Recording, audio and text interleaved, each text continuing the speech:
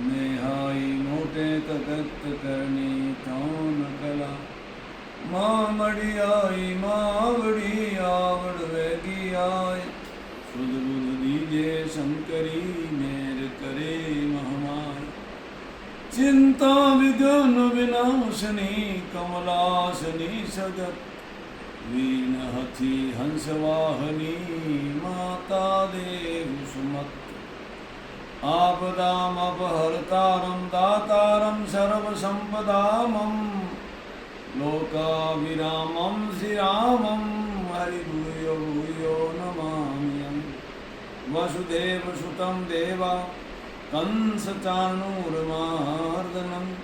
देवकी परमानन्दं कृष्णं वन्दे जगद्गुरु।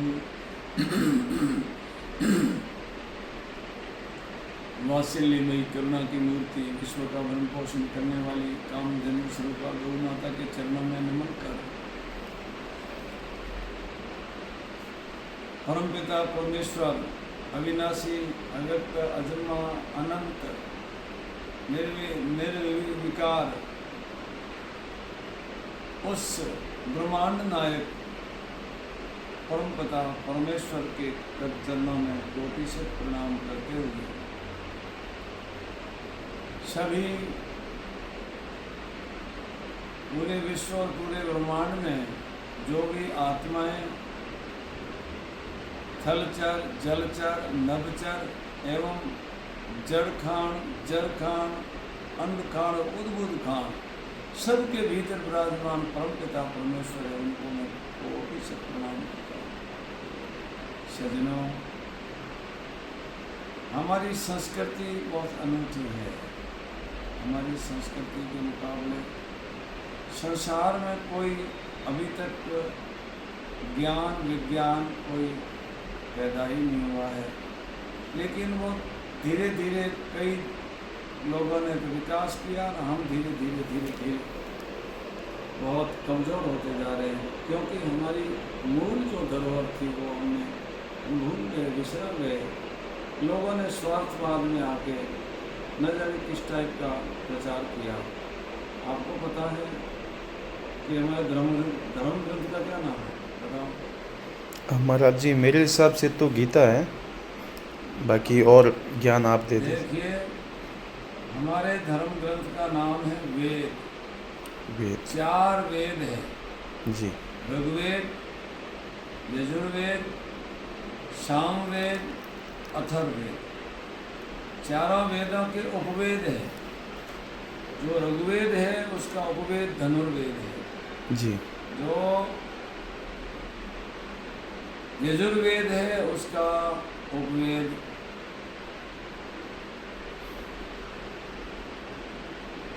आयुर्वेद है जी। और सामवेद का उपवेद गंधर्व वेद है। अथर्ववेद का उपवेद वेद शिल्पी वेद है। 4 वेद है, 4 उपवेद है और 6 दर्शन शास्त्र है जी। इसमें सटीक और सच्चा ज्ञान भरा हुआ है जो ईश्वरीय कृत्य है। बाकी सब मानव ने जो अपने अपने मति अनुसार लोगों ने बनाया है। एक मानव उसमें निंदा कर रहा है, दूसरा उसी ग्रंथ में प्रशंसा कर रहा है। तो जिसमें कोई हद ना हो उसका नाम है वेद। तो वेद से बढ़कर कोई दुनिया में ज्ञान नहीं और ग्रंथ नहीं। हमने सब जो है पाश्चात्य सभ्यता के कारण समझौतावाद के कारण हमारी संस्कृति धूल मिल गई। और जो लोग वेद को मानते थे, वेद के अलावा दूसरा कोई भी पर्पस नहीं था, उस दिन हमारा देश विश्व का जगत गुरु भी था और उसको सोने की चिड़िया ही कहा जाए तो वो बहुत ऊंची चीज़ थी। लेकिन धीरे धीरे हमने समझौता करते ऐसा स्थान बना दिया जो लोग हमारी मखौल कर रहे हैं। और कई जो करने वाले हम खुद बकते हैं तो मखौल भी उनका बाजेंगे। उस सज्जनों, हमें जीना कौन, जैसे अब हम हमें आयुर्वेद में बोलना चाहिए कि हम जीने के लिए जी कम से कम, अभी हमने एक बात सुनी थी कि 100 बरस से पहले आदमी मरता ही नहीं था, और जो 100 बरस से पहले मरता है वो लमसम मान्यता है कि वो न जाने क्या स्थिति रही होगी। एक महापुरुष है, एक अचानक एक घटना से चले गए, वो अलग चीज़ है, लेकिन ये गृहस्थी का 100 वर्ष जीना जरूरी था। और कैसे जीते थे, तो उनके लिए उनका चिंतन होता था। कोई किसी प्रकार का मादक पदार्थ सेवन करने वाले 100 वर्ष जीने बहुत कठिन है। अगर जी भी ले तो उनको बहुत विकृतियाँ आएगी, क्योंकि वो पाप है। अब जीने के लिए, निरोग रहने के लिए तो किस किस नाड़ी को किस तरह सीखना चाहिए। जैसे हमारा जो शुरुआत, हमारे शरीर का जो मंडप है वो नाभि है, क्योंकि माँ के पेट में जो उस शरीर जो बना है अंदर जी उसका भरण पोषण किससे हुआ, तो वो नाभि से हुआ, क्योंकि वो नाड़ा नाभि से जुड़ा हुआ होता है। और जब तक वो जुड़ा रहता है तो माँ ने जो खाया, माँ का जो चिंतन, और माँ के शरीर में ऐसे कई तरह के विषाणु पदार्थ भी अगर मान लो खाते हैं, जैसे माँ चाय पीती है, कई माताएं जर्दा खाती है, और आज के युग में यूरिया का जो भोजन है या प्रदूषण है, तो वो माँ के जरिए जो मिला है वो बच्चे के अंदर भी जाएगा। इसलिए बच्चा पहले से ही वो इस प्रदूषण के कारण से, नशा मुक्ति की नशाखोरी के कारण से बच्चे की आयु पेट में ही कम हो जाती है। और उसके बाद में जब जन्म लेता है तो वो खान पान उनका रह जाता, तो बच्चे की आयु उतनी नहीं बढ़ती। तो हमेशा ये दायित्व किसका है, ये माता पिता का है, राष्ट्र का है, कि ऐसे जो विषीले जो पदार्थ है वो भारत में न पनपे और न पैदा हो, तो ही हमारा भारत का एक श्रेष्ठ नागरिक पैदा हो सकता है। और उनके लिए हम खेती करते थे तो गाय के गोबर से करते थे ना, गोबर होता था ना खेत में, तो खेत में अनेकों प्रकार के जीवाणु जो खेती का अहेतु होते हैं वो सारे समाप्त हो जाते हैं, और खेती को जो उर्वरापन देने वाले होते हैं वो सारे पृथ्वी में पनप जाते हैं। जैसे अब हम जैविक खाद बनाते हैं या हम केचुआ खाद बनाते हैं, तो केचुआ खाद में पहले वो केचुआ बनता है ना, जैविक खाद बनता है, जैसे गोबर गैस प्लांट लगाते हैं तो टोटल गैसें जो है वो पहले बना करके गोबर बाहर आदमी को दे देता, जिससे भोजन पकाएंगे तो भी वो निरोग होगा, और अगर उससे हम ईंधन से कोई भी चलाएंगे तो भी उसमें कोई प्रदूषण नहीं होगा। उसके बाद में जो गोबर की शरेरी बचती है वो केचुआ खाद बन जाते हैं। केचुओं को ऊपर छोड़ देते, एक एक केचुआ हजारों केचुआ पैदा करके पूरे खाद को खा जाते हैं। फिर वो खाद एकदम शुद्ध हो जाता है, छोटे छोटे केचुओं के अंडे उसमें पनप जाते हैं। जब धरती पे डालेंगे तो सारे अंडे एक छोटे छोटे कीड़े बन के और केचुआ बन के और धरती में बढ़ जाते हैं। तो धरती का जो है गंदा गैस है वो सारा निकल जाता है, और उसमें एकदम निरोगिता जो आभा बनती है, वो मानव जो खाते हैं तो मानव पुष्ट होते हैं, मानव निरोग रहते हैं।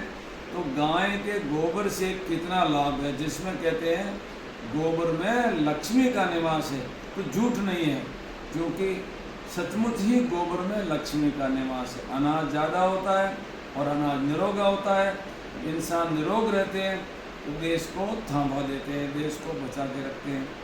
ऐसे कैसे उसमें गौमूत्र की भी विशेषता है।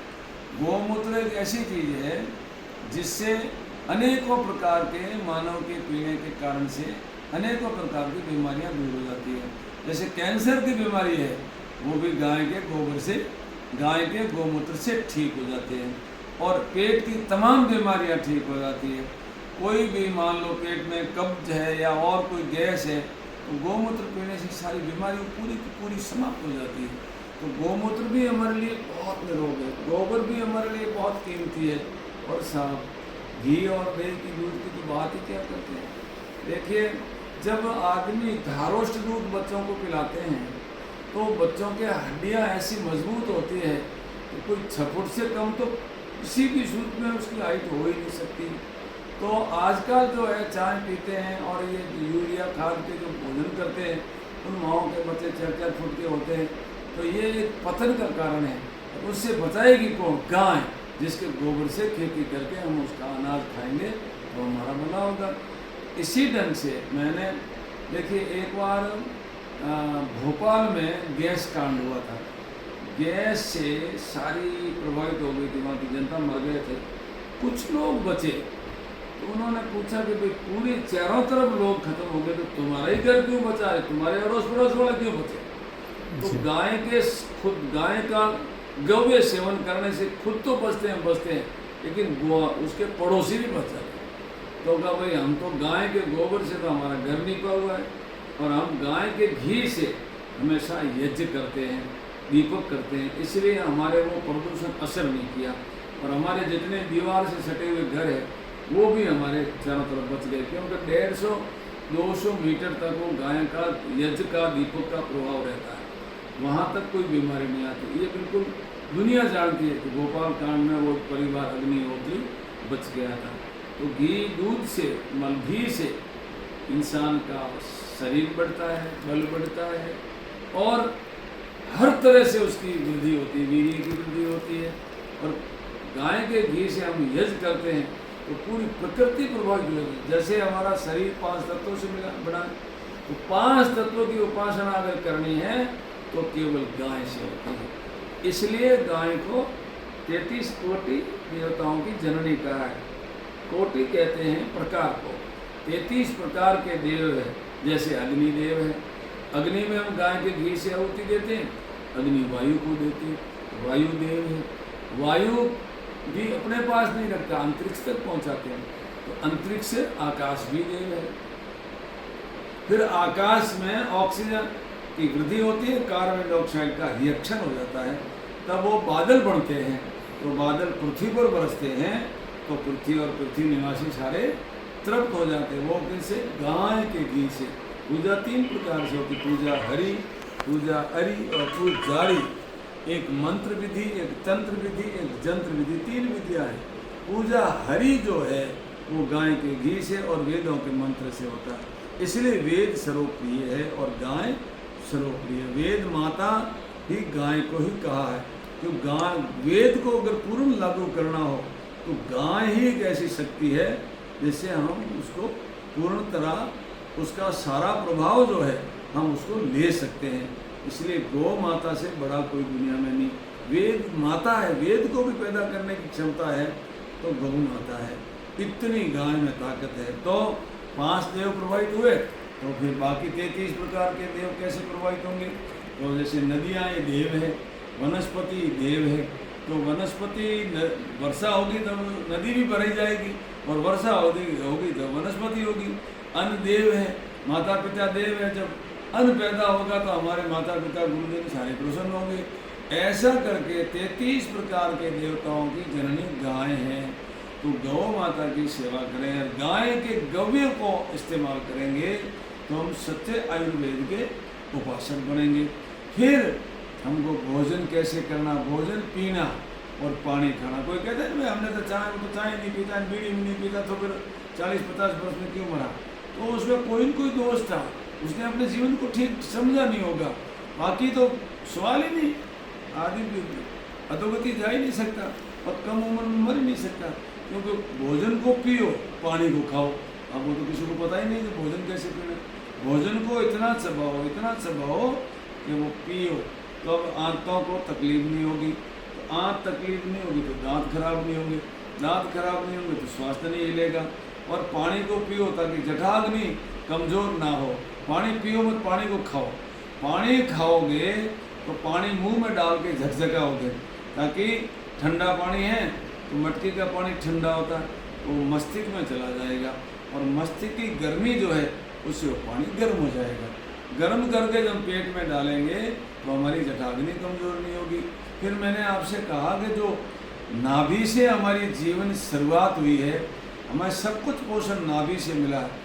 तो हमारे को अगर गर्मी का मौसम है तो नाभि में शाम को सोते वक्त घी डाल दो, और अगर सर्दी का मौसम है तो नाभि में सरसों का तेल डाल दो। फिर अनेक प्रकार का बादाम का तेल मिले तो और भी ज़्यादा कीमती है। अगर तेल से निश्चित ही स्वास्थ्य अच्छा रहता है, कब्ज नहीं रहती है, गैस नहीं बनता है, और नाड़ियों में जो सिकुड़न आता है वो नहीं आता है, तो बादाम का तेल उससे भी कीमती है।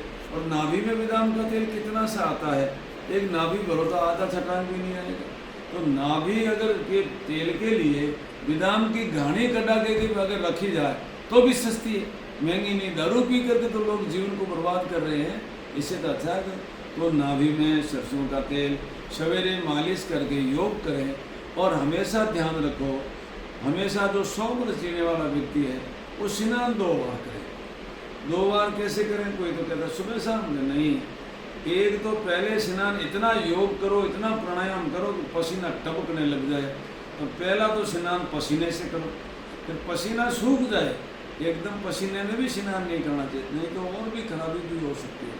पसीना ढंग से सूख जाए फिर पानी से स्नान करो, तो शरीर आपकी त्वचा खराब नहीं होगी, शरीर बहुत मजबूत रहेगा, नाड़ी तंत्र बहुत अच्छी रहेगी, दिमाग भी अच्छा रहेगा। प्राणायाम करने से, योग करने से जीवन बहुत सुखद रहता है, सफल रहता है।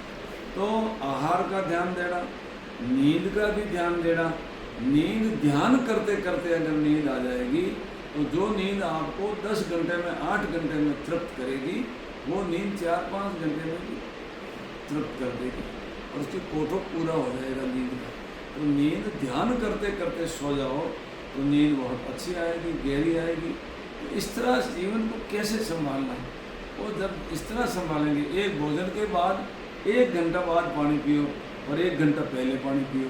नहीं तो वो भोजन है तो भोजन अंदर डालोगे, फिर गट गट गट पानी पी लोगे, फिर वो हो जाएगा अंदर पानी का पूरा बोतल भर जाएगा, तो अन्न जो है वो पचेगा नहीं ढंग से, तो आंत खराब होगी, गैस बनेगा, ये सारी एसिडिटी होगी, इससे ही होती है। ये तो नहीं, पानी ऐसे नहीं कि गट गट कोई 2-4 गिला पी जाओ, नहीं। पानी आधा किलो पियो, भले दिन में 10 बार, लेकिन 2 गिलास पी लो। अगर तेरा प्यास मिट जाए तो 1 गिलास से तो 1 पियो, लेकिन भले आपको लगे कि नहीं पानी कम नहीं पड़े तो 2 बार पी लो, 4 बार पी लो, 8 बार पी लो, लेकिन पानी यूँ नहीं जो पूरा ही भर दिया पेट, ऐसे नहीं। पानी भी ढंग से पीना चाहिए, और कोई भी मादक पदार्थ का सेवन नहीं करना चाहिए। गुटखा है, जर्दा है, दारू है, चाय है, ये सारे भोजन 1 रोटी का भूखा रहना चाहिए ताकि वो भोजन आराम से पच जाए। ठूस ठूस के लोग तोड़िया दे दे के जिमाते, फिर कहते पेट खराब हो गया। तो हम खुद अपने आप को बीमार करने के लिए प्रयास करते हैं, तो दुनिया कौन क्या बता सकती है। तो भोजन में ध्यान रखें, खान पान का ध्यान रखें, आयुर्वेद का पूरा अनुसरण करें। आयुर्वेद में ऐसी अनेकों पद्धतियाँ हैं जिससे हम बिल्कुल निरोग रह सकते हैं। आयुर्वेद का अनुसरण करते हुए और ईश्वर का पूर्ण रूप से भजन करें। जिंदगी थोड़ी सी है, 100 वर्ष में भी हमें काम करना, सोना, अन्य प्रकार के कई पर्पज़ करना, लेकिन कम से कम अगर करते करते 10% हम फालतू बात जो लगाते हैं वो फालतू नहीं लगाएं, केवल भगवान में लगाएं, तो भगवान की कृपा हो जाएगी, तो हमें बुद्धि अच्छी मिलेगी। इसलिए गायत्री मंत्र का उच्चारण करना चाहिए। ओम भूर्भुवस्सुः तत्सवितुर्वरेण्यं भर्गो देवस्य धीमहि धियो यो न प्रचोदयात्। हे प्रभु, मुझे शुद्ध बुद्धि देना, तो बुद्धि भी श्रेष्ठ होगी ईश्वर की भक्ति से, और अच्छा खान पान करने से शरीर बलवान होगा, और गौयों के इस्तेमाल से, गाय का दूध, दही, घी आदि जितना भी इस्तेमाल, गोबर, गौमूत्र सब, तो हमारी आयु बढ़ेगी, बुद्धि बढ़ेगी, बल बढ़ेगा। गाय को दशांश देना जिससे हमारा वंश बढ़ेगा, धन बढ़ेगा, ऐश्वर्य बढ़ेगा, और जीवन के जितने दिन हैं, जितने घंटे हम जी रहे हैं, उनका दशांश हमें तपस्या के लिए, ईश्वर के लिए देना चाहिए। दशांश ईश्वर के लिए अपने आयु, और दशांश कमाई का भाग गाय को जिन्होंने दिया उनका जीवन कभी बर्बाद नहीं होगा, उनका वंश बढ़ेगा, उनके कुल में बहुत प्रतापी महापुरुष जन्मेंगे। इसी प्रकार से वेदों का ये नियम है। और हमारा धर्म ग्रंथ वेद है। वेदों का अध्ययन करें, पढ़ें और पढ़ाएँ, ये हमारा कर्तव्य है। और हम इस देश के रहने वाले, जम्बूद्वीप हमारे देश का नाम था, उसके बाद हमारे देश का नाम आर्यावर्त पड़ा। आर्यावर्त से फिर हिंदुस्तान भी कहा लोगों ने, भारत भी कहा, और अब तो ऐसा बदल दिया कि इंडिया कह दिया। तो कई बार तो हमारे देश के नाम भी लोगों ने बदले हैं, और हमारा जो मूल नाम था वो जम्बूद्वीप में रहने वाले आर्यावर्त देश था। तो हम आर्य हैं, सूर्य उपासक हैं, गौ सेवक हैं, और गाय के घी से यज्ञ करें और अपने जीवन को जितना बढ़ाया जा सके उतना बढ़ाया जा सकता है। ओम शांति शांति।